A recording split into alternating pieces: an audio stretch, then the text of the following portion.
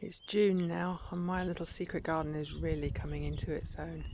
The roses have burst into bloom. And this one has bent right the way around the outside of the arch. It's called Gentle Hermione and it smells the most divine sort of rose-scented hand cream. It's really rich. And behind it is Little Rambler, tiny, tiny, highly scented little flowers.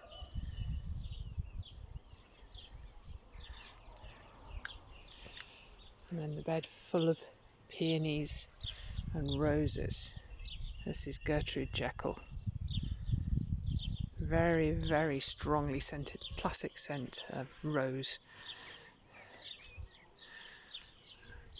And I'm going to be using this to flavour rose petal vodka, which just involves taking off the faded flower heads, not when they've got really over, but they're the ones that are past their best, cutting off the little yellow nibs at the bottom of each rose petal. I just do that by holding the whole rose head and snipping the bottom off, and packing them into a jar of vodka, leaving them for a couple of days and straining it, and it's like roses in a bottle for the rest of the year. Makes a really nice cocktail.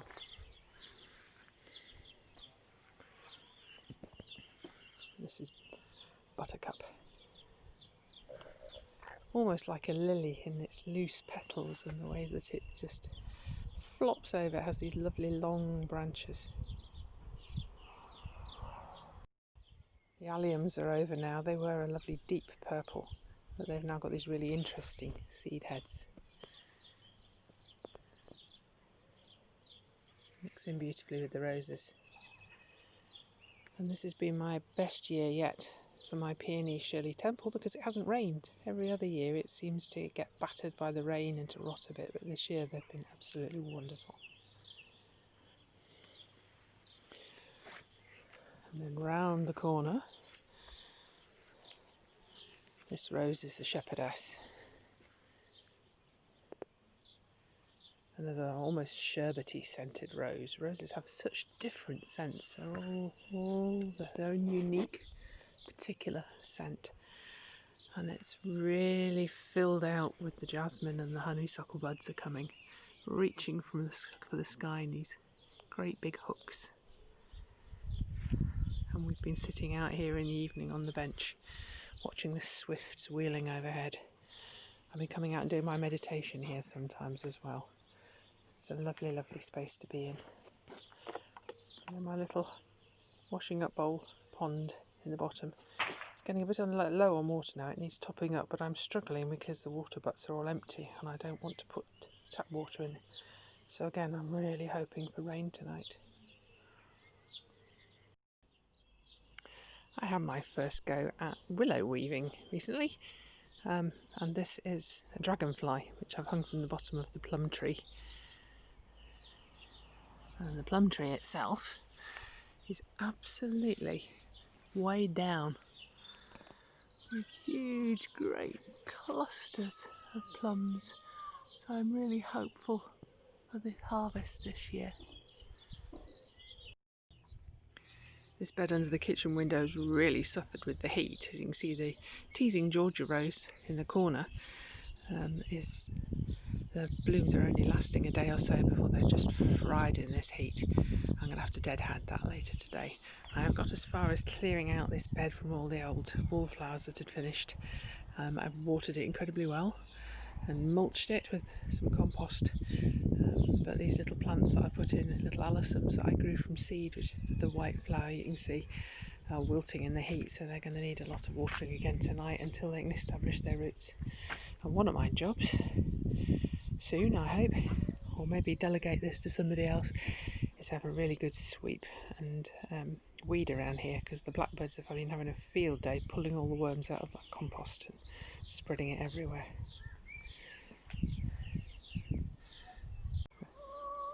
This rose over by the hot bin is Happy Child, and this is the one that was given to me by my mother when my son was born. My son, who came home from university at the beginning of lockdown in his final year and handed in his final assignment today, so I'm really very proud of him. Another herb that I love and I use more for medicinal reasons is lavender. This one is putting a lot of lush growth, and all the flower buds are beginning to come now. Give them a couple more weeks and this will be covered in bees. And next to it, beyond the rose, which is Golden Celebration, is a self-seeded feverfew plant, which has little white and yellow daisy-like flowers. It has a very aromatic scent, and it used to be used for dealing with fevers, but also headaches and migraines as well. The apples are really phenomenal this year. I'm expecting any time to get what we call a June drop, which is when the excess load of apples fall to the ground, because the tree simply can't produce that much fruit. I'm going to have to help it a bit every year. I have to take some of these apples off to allow the bigger ones to grow and to develop. And also, in the next week or so, I'm going to come out here with my secateurs, potter around for an afternoon and prune out these long shoots. This is all the growth from this year, and by taking that out, more of the tree's energy will go into this amazing apple crop. I really do seem to be spending a lot of time on roses today, but they are an absolute joy at this time of year. This is Generous Gardener. It does really well on my north-facing wall. But again, this one is struggling a bit with the dry, even though I watered it really, really thoroughly. And if you look on the leaves, these orange speckles are called rust. It's a mould that's growing, and it comes back every year, but it's much, much worse when things are dry. I find the best way to deal with rust on roses is to stand back where I can't see it and just admire the whole plant. And I love the way this is now spreading out over the arch I've made for it. I love this bed full of irises at this time of year. And every year I've split them, taken a bit of the rhizome off each one and spread it out so I get an extra plant. And in the middle, my Madam Hardy rose is in full bloom as well. And then just in the far distance there, you can see my bright red poppies.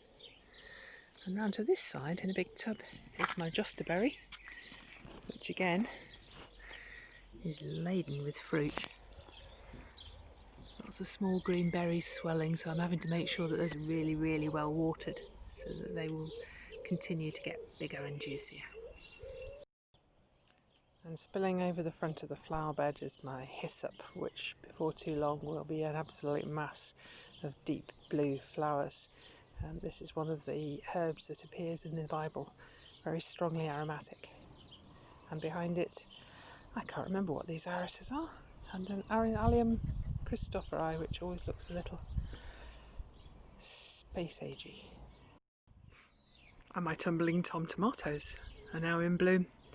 That's looking good too. My lemon balm's struggling a bit this year. I think with the driest May for over a century, it needs a lot more water. I've been throwing all the washing up water on this part of the garden whenever I can. I have a golden marjoram plant here which produces huge amounts of leaf for me throughout the summer months, and I dry that so that we've got it all year round. It's really, really nice chopped up on pizza, but I also use it in focaccia breads as well. The sage is looking pretty healthy. That's something I'm going to be picking tonight and drying, and again it's another one that keeps us going throughout the year. And next to it is my French tarragon. This is very different from Russian tarragon. It has a lot more flavour. Absolutely beautiful. It's a plant apparently that was much beloved by the Romans, and it came from one original plant which was a mutation, and there have been cuttings from it ever since the Roman times. So this is not something you can grow from seed. You have to send away for plug plants, but it really is worth it. It has the most gorgeous sort of aniseedy, intense, almost hot, spicy flavour. And I did wonder why it was all flattened in the middle until I found out that Smudge had been sleeping on it. Nice little bed for us, so I put in some sticks to try and deter her from doing that. Up above the French tarragon My rosemary is now finished blooming and needs some pruning. It's been absolutely plastered in bees since March. And next to that, the tea tree is beginning to show some growth again. In a small garden, it's sometimes difficult to keep things all together in one bed, so I tend to shoehorn things in wherever I can. So I've got another rosemary bush here, and a lemon-scented thyme, which is spreading nicely out to fill this very difficult corner in amongst the strawberries. It's definitely going to be a really good year for fruit, as long as nothing goes wrong from here on. This is the blueberry, which is just smothered in tiny fruits. There's so much going on at this time of year that while parts of the garden look absolutely beautiful and at their best, others are just overrun with pots and half-finished projects and things waiting to be planted out. So this one on the right has been inside until fairly recently. It's a taro. I grew it from a taro root that I bought on Leicester Market last autumn. Been struggling a bit with aphids, but it seems to be a bit happier since I put it outside. Some seedlings, and then my aloe vera, which is in desperate need of being potted on, but it's just going to have to wait for now. This dry spring means that there haven't been so many slugs as usual, so my hostas are looking better than they have for a long time as well. And I've got them all sitting in trays full of sharp grit, which makes it very difficult for the slugs to crawl along the ground and up into them.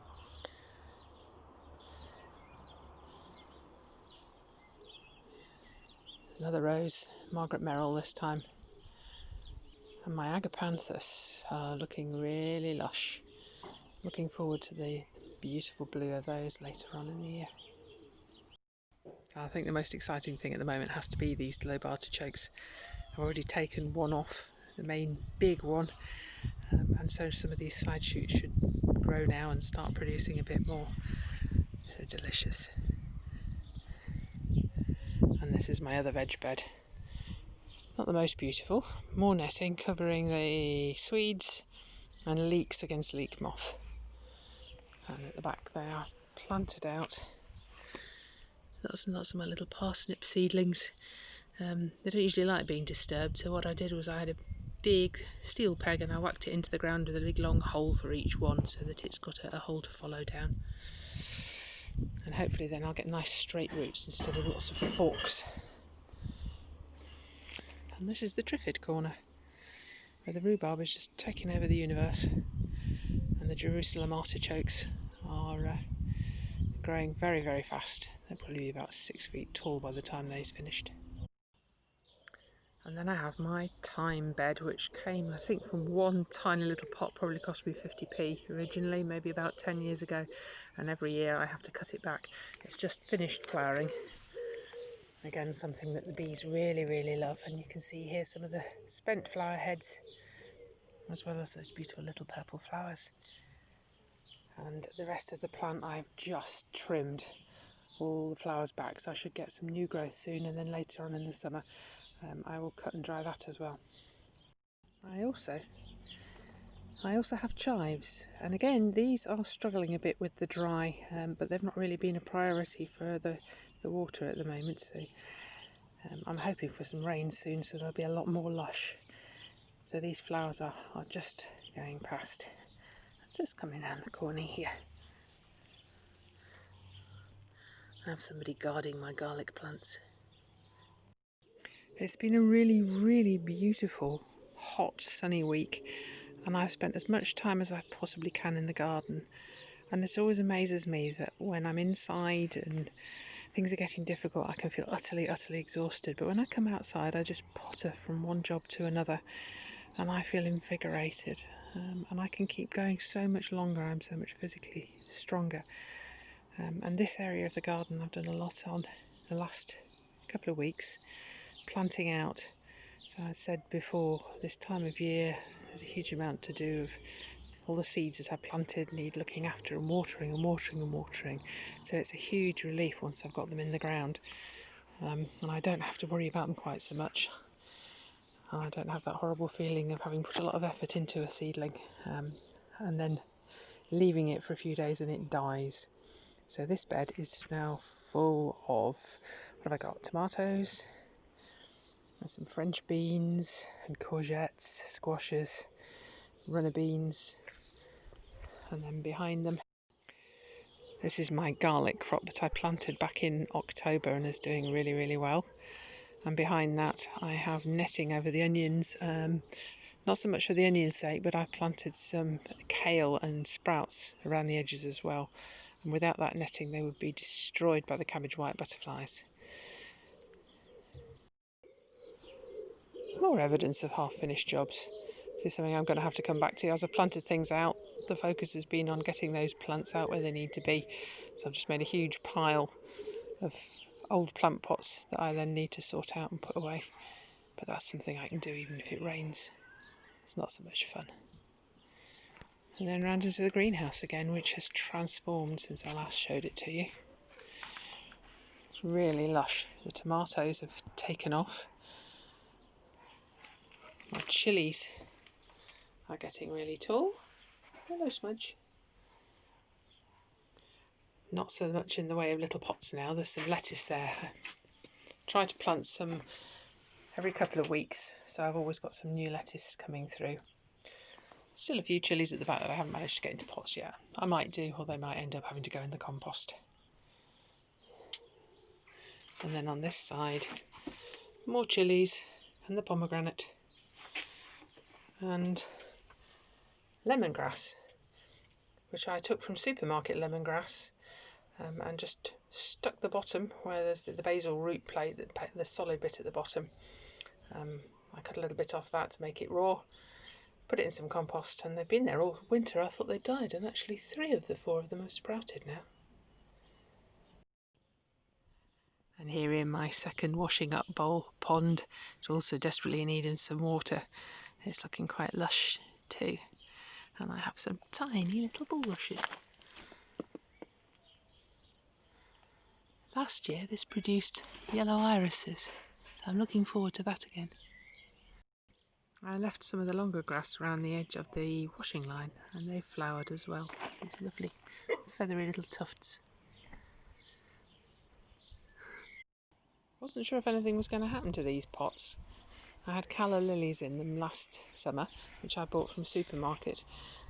They're quite tender, and I thought they might have been killed by the cold, but they've all come up and they are unfurling little scrolls of speckly green. I pruned the currant bushes now, and they've also got huge amounts of fruit on them. And then I have this lovely cream coloured foxglove. I didn't plant it there, it just self-seeded, and it looks really nice against the Solomon's seal. The black currants have taken a real beating as well from the aphids, so I've had to hose those down, try and wash as much of them off the leaves as I can. But again, there's a good lot of fruit there, if I can keep them well watered. And around here is the comfrey,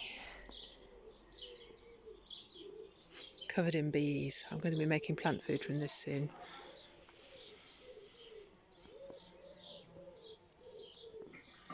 But I'm going to leave it for now with these flowers on to help the bees.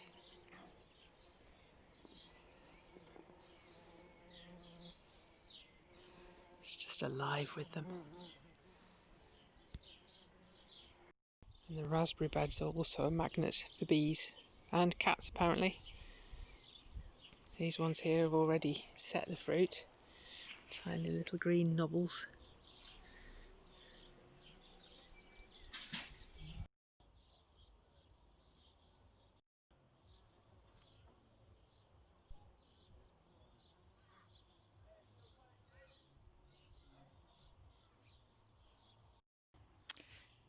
This is my mint, which I've got in my raspberry bed behind, but mint would take over this entire bed if it was given half a chance. So what I've done is I've sunk some big black builder's buckets into the ground with holes in the bottom, so that contains the roots. And it does mean that I have to water the mint. I can't just leave it there or it would dry out and die completely. No activity around the insect hotel at the moment, but you can see that a lot of these little bamboo canes have been plugged up now, so there's quite a few mason bees in there. I gave this bed a really good watering as well, and a thick mulch of the homemade compost, because it was drying out far too quickly. And I think the plants have doubled in a couple of days since I did that. So you can see in the middle 2 rows of carrots. I've got some beetroot across the back, and this lovely frothy green stuff at the front is cilantro, coriander, which is all ready for picking now. And the broad beans are also nearly ready. Some lovely big pods in there. Not quite ready yet, I think. I shall give them a few days longer. But you want to eat broad beans while they're still nice and young, tender and bright green. The ones you buy in the supermarkets are usually more like horse food. They've gone too far and they're floury and have no flavour. And then my tiny little lettuce seedlings have exploded into this great froth. The ones across the front came from a packet of mixed seeds, so I had no idea what was going to come out of it. Looks like some Lolo Blondo, the frilly red ones. I've got Festival at the back, and then I've got peas in buckets. And at the back there, the tall green leaves in the silver bucket. That's horseradish and more peas. There's the evidence of what I've really been doing this afternoon.